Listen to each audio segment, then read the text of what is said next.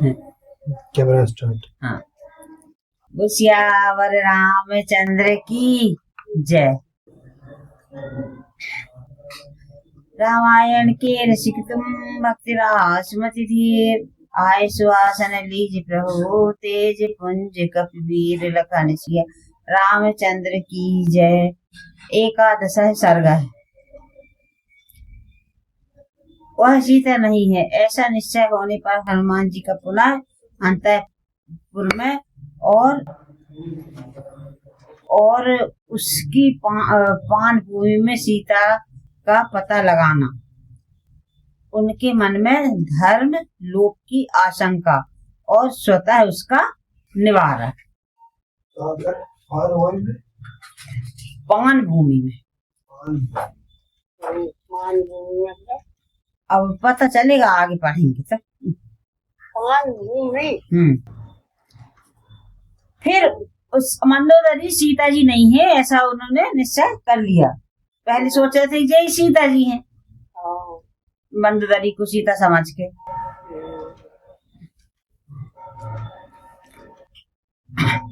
फिर उस समय इस विचार को छोड़कर महाकपि हनुमान जी अपनी स्वाभाविक स्थिति में स्थित हुए और वे सीता जी के विषय में दूसरे प्रकार की चिंता करने लगे। उन्होंने सोचा, भामिनी सीता श्री रामचंद्र जी से बिछुड़ गई हैं।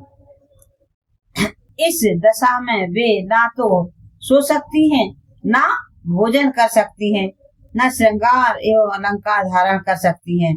फिर मदिरा पान का सेवन तो किसी प्रकार भी नहीं कर सकती, क्योंकि उन्हें जहाँ देखे थे सब मदिरा पान करी हुई स्त्रियां थी। वे किसी दूसरे पुरुष के पास अब देवताओं का भी ईश्वर क्यों ना हो नहीं जा सकती। देवताओं में भी कोई ऐसा नहीं है जो श्री रामचंद्र जी की समानता कर सके।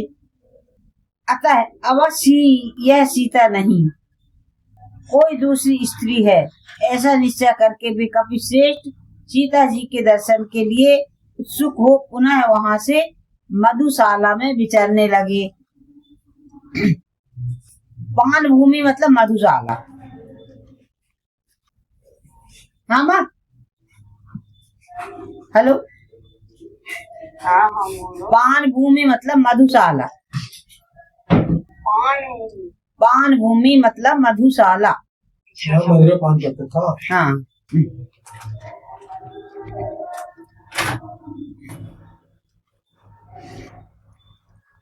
सीता जी दर्शन के लिए उत्सुक हो पुनः वहां की मधुशाला में विचरने लगे। वहां कोई स्त्रियां कीड़ा करने से थकी हुई थी, तो कोई गीत गाने से, दूसरी नृत्य करके थक गई थी, और कितनी ही स्त्रियां अधिक मद्यपान करके अचेत हो रही थी। बहुत सी स्त्रियां ढोल मृदंग और चेलिका नामक वाद्यों पर अपने अंगों को टेक कर सो गई थी, तथा दूसरी महिलाएं अच्छे अच्छे बिछौनों पर सोई हुई थी। वानर उत्पत्ति हनुमान जी ने उस पान भूमि को ऐसी सहस्त्रों रमणियों से संयुक्त देखा, जो भांति भांति के आभूषणों से विभूषित, रूप लावण्य की चर्चा करने वाली, गीत के समुचित अभिप्राय को अपनी वाणी द्वारा प्रकट करने वाली, देश और काल को समझने वाली, उचित बात बोलने वाली और रतिक कीड़ा में अधिक भाग लेने वाली थी। दूसरे स्थान पर भी उन्होंने ऐसी सहस्त्रों सुंदरी युवतियों को सोते देखा, जो आपस में रूप सौंदर्य की चर्चा करती हुई लेट रही थी। वानरी उत्पत्ति पवन कुमार ने ऐसी बहुत सी स्त्रियों को देखा, जो देश काल को जानने वाली, उचित बात कहने वाली तथा रति कीड़ा के पश्चात गाढ़ निद्रा में सोई हुई थी। उन सब के बीच में महाबाहु राक्षस राज रावण विशाल गौशाला में श्रेष्ठ गौओं के बीच सोए हुए सांड की भांति शोभा पा रहा था, जैसे वन में हाथियों से घिरा हुआ कोई महान गजराज सो रहा हो। उसी प्रकार उस भवन में उन सुंदरियों से घिरा हुआ स्वयं राक्षस राज रावण सुशोभित हो रहा था। उस महाकाय राक्षस राज के भवन में कपिश्रेष्ठ हनुमान ने वह पान भूमि देखी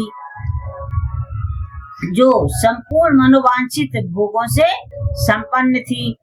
उस मधुशाला में अलग अलग मृगों, भैंसों और सूरों के मांस रखे गए थे जिन्हें हनुमान जी ने देखा। वानर सिंह हनुमान ने वहां सोने के बड़े बड़े पात्रों में मोर, मुर्गे, सुअर, गेंडा, शाही, हिरण तथा मयूरों के मांस देखे जो दही और नमक मिलाकर रखे गए थे। वे अभी खाए नहीं गए थे। प्रकल नामक पक्षी, भांति भांति के बकरे, खरगोश, आधे खाए हुए भैंसे, एक शल्य नामक मत्स्य और भेड़े, ये सब के सब रांध पका कर रखे हुए थे। इनके साथ अनेक प्रकार की चटनियां भी थी। भांति भांति के पेय तथा भक्ष्य पदार्थ भी विद्यमान थे। जीव की शिथिलता दूर करने के लिए खटाई और नमक के साथ भांति भांति के राग और खांडव भी रखे गए थे। बहुमूल्य बड़े बड़े नूपुर और बाजूबंद जहाँ तहाँ पड़े हुए थे। मद्यपान के पात्र इधर उधर ढुलकाए हुए थे। भांति भांति के फल भी बिखरे पड़े थे। इन सब से उपलक्षित होने वाली वह पान भूमि जिसे फूलों से सजाया गया था अधिक शोभा का पोषण एवं संवर्धन कर रही थी। यत्र तत्र रखी हुई सुदृढ़ शैया और सुंदर स्वर्णमयी सिंहासनों से सुशोभित होने वाली वह मधुशाला ऐसी जगमगा रही थी कि बिना आग के ही जलती हुई सी दिखाई देती थी। अच्छी छौंक बघार से तैयार किए गए नाना प्रकार के विविध मांस चतुर रसोइयों द्वारा बनाए गए थे और उस पान भूमि में पृथक पृथक सजा कर रखे गए थे। उनके साथ ही स्वच्छ दिव्य सुराएं जो कदम्ब आदि वृक्षों से स्वतः उत्पन्न हुई थी, जो कृत्रिम सुराएं जिन्हें शराब बनाने वाले लोग तैयार करते हैं भी रखी गई थी। उन्हें शर्कराशव, माधविक, पुष्पाशव और फलाशव भी थे। इन सबको नाना प्रकार से सुगंधित चूर्णों से पृथक पृथक वासित किया गया था। वहाँ अनेक स्थानों पर रखे हुए नाना प्रकार के फूलों, स्वर्णमय कलशों, स्फटिक मणि के पात्रों तथा जाम्बूनद के बने हुए अन्यान कमंडलुओं से व्याप्त हुई वह पान भूमि बड़ी शोभा पा रही थी। जाम्बूनद एक प्रकार का उत्तम प्रकार के सोने को जाम्बूनद सोना कहा जाता है। चांदी और सोने के घड़ों से जहाँ श्रेष्ठ पेय पदार्थ रखे थे, उस पान भूमि को कपिवर हनुमान जी वहाँ अच्छी तरह घूम घूम कर देखा।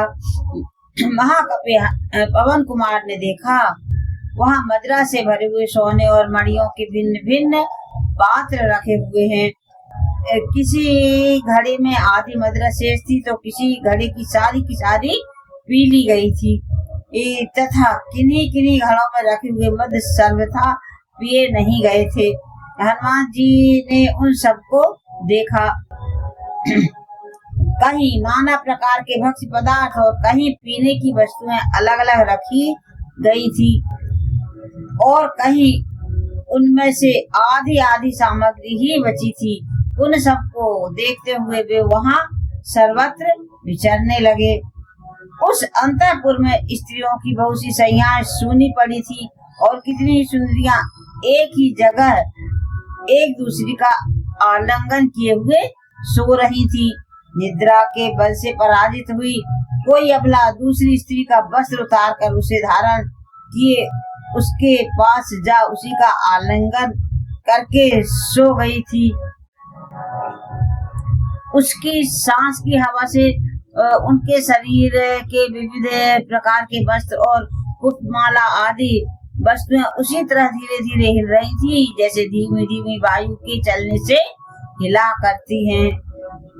उसी समय पुष्पक विमान में शीतल मंद मध्य मधुरस विविध प्रकार की माला, भांति भांति के पुष्प, स्नान सामग्री, चंदन और धूप की अनेक प्रकार की गंध का भार वहन करती हुई सुगंधित वायु सब ओर प्रवाहित हो रही थी।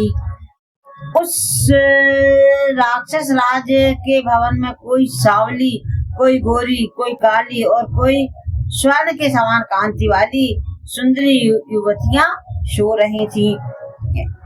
निद्रा के वश में होने के कारण उनका काम मोहित रूप मूंदे हुए मुख वाले कमल पुष्पों के समान जान पड़ता था।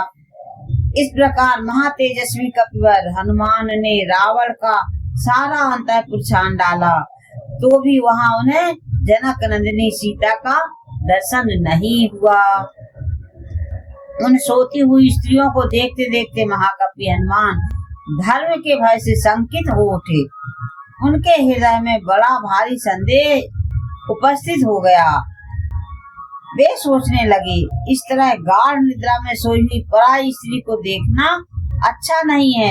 यह तो मेरे धर्म का अत्यंत विनाश कर डालेगा।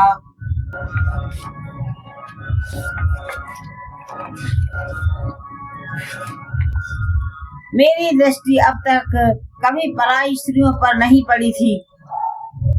यही आने पर मुझे पराई स्त्रियों का अपहरण करने वाले इस पापी रावण का भी दर्शन हुआ। ऐसे पापी को देखना भी धर्म का लोप करने वाला होता है। तदंतर मनस्वी हनुमान जी के मन में एक दूसरी विचारधारा उत्पन्न हुई। उनका चित्त अपने लक्ष्य में सुस्थिर था, अतः यह नई विचारधारा उन्हें अपने कर्तव्य का ही निश्चय कराने वाली थी। वे सोचने लगे, इसमें संदेह नहीं कि रावण की स्त्रियां निशंक सो रही थी और उसी अवस्था में मैंने उन सबको अच्छी तरह देखा है, तथापि मेरे मन में कोई विकार नहीं उत्पन्न हुआ। संपूर्ण इंद्रियों को शुभ और अशुभ अवस्थाओं में लगने की प्रेरणा देने में मन ही कारण है, किंतु मेरा वह मन पूर्णतः स्थिर है, उसका कहीं राग या द्वेष नहीं। इसलिए मेरा यह पर स्त्री दर्शन धर्म का लोप करने वाला नहीं हो सकता। देह नंदिनी सीता जी को दूसरी जगह में ढूंढ भी तो नहीं सकता था, क्योंकि स्त्रियों को ढूंढते समय उन्हें स्त्रियों के बीच में देखा जाता है। जिस जीव की जो जाति होती है उसी में उसे खोजा जाता है। खोई हुई युवती स्त्री को हिरनियों के बीच में नहीं ढूंढा जा सकता। अतः मैंने रावण इस सारे अंतःपुर में शुद्ध हृदय से ही अन्वेषण किया है, किंतु यहाँ जानकी जी नहीं दिखाई देती हैं। अंतःपुर का निरीक्षण करते हुए पराक्रमी हनुमान ने देवताओं, गंधर्वों और नागों की कन्याओं को वहां देखा, किंतु जनक नंदिनी सीता को नहीं देखा। दूसरी सुंदरियों को देखते हुए वीर वानर हनुमान ने जब वहां सीता को नहीं देखा, तब वे वहां से हटकर अन्यत्र जाने को उद्धत हुए, तैयार हुए। फिर तो श्रीमान पवन कुमार ने उस पान भूमि को छोड़कर अन्य सब स्थानों में उन्हें बड़े यत्न का आश्रय लेकर खोजना आरंभ किया। इत्यादि श्रीमद् रामायणे वाल्मीकि आदि काव्ये सुंदरकांडे 11 सर्ग है।